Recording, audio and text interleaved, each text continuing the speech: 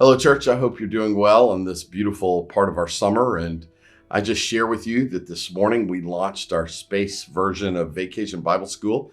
Even now, we have 200 students running throughout our campus, making the noises that your pastor loves. I love the sounds of children in our church, and we are so blessed to be able to serve so many families and serve our community in this way. So a huge shout out to Pastor Kelly and Pastor Jessica for the work that they've done and all of their team. They've had a huge team. Again, another 100 volunteers making a difference. It's what I talked about last week.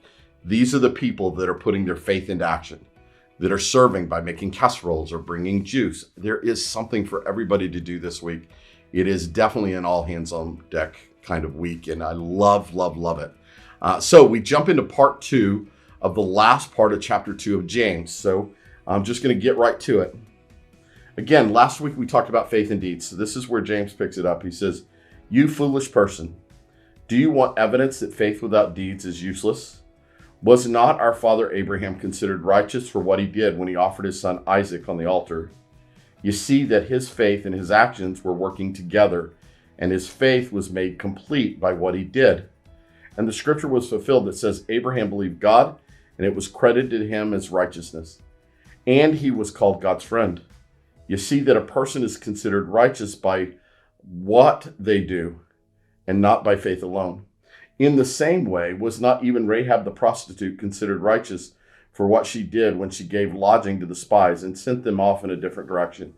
As the body without the spirit is dead, so faith without deeds is dead." Let me say that again. As the body without the spirit is dead, so faith without deeds is dead. All right, so essentially what we have here, James is saying, okay, we talked about the tangible theological points of faith and deeds, but let me give you some tangible examples, right? Let me provide a witness to what we're talking about.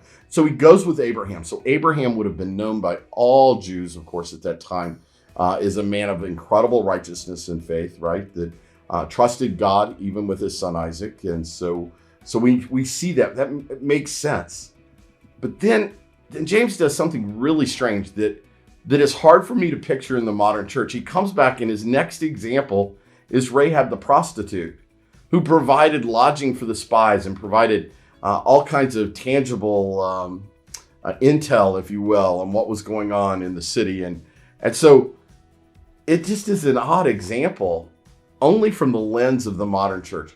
We would no more think that, you know what, I'm going to lift up as the model and the example is a prostitute, a woman of ill repute. And yet James uses this example to say that everyone who has faith has the potential and ability to act on it, no matter what their status is in the world, no matter the depth of their sin that they're being redeemed from. Everyone has the ability to act on their faith, right? So I think to use Rahab as an example here is a little bit like, it's an oxymoron on steroids. It just seems over the top for us. But again, I think James is trying to provide an example that who's not eligible. If we go from Rahab to Abraham, and everybody and everything in between includes us, it includes us. So the question I have for us as we think about this passage this week is, what is the trail of your witness? What is the evidence of your witness? As you walk through life, as you leave a trail of God's glory and God's goodness, what does that witness look like? What does it look like if people look into our lives and hear us talk about being good people, about being righteous people, about believing in God, and then somehow our deeds betray us? They don't see us follow through. They actually maybe even see us act in non-accordance with the will of God. What does that say about our witness? So I think the challenge from James here in the second half of chapter 2 is really for us to get a grasp on how connected our faith and deeds are, and the fact that the Bible is littered with tangible examples of people who acted upon it. So I want to think about Barnabas, a man who comes to faith in the early church. You can find him written about in the book of Acts. And so Barnabas, in a tangible expression of his faith, sells a piece of property and gives it to the church so that they can do ministry. It was an incredible gift. And I get to see this happen at Georgianna all the time.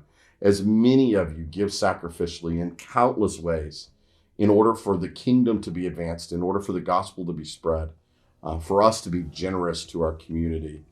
This is what happens when you have a collision of faith and deeds. The explosion of the glory of God is what we're looking for here. So as you move about your week this week, I would ask you to think about the trail that you're leaving behind you as you move through life, as you go to work, as you go to the store, as you go to places to eat.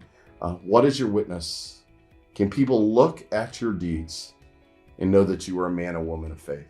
So again, I hope this has been helpful for you. We're going to pick up on James chapter 3 next week. And so again, pray for our students at VBS. Pray that it's a glorious week. Pray for weather. That's always a challenge for us during the week. And just know how much I love you. We'll see you next week.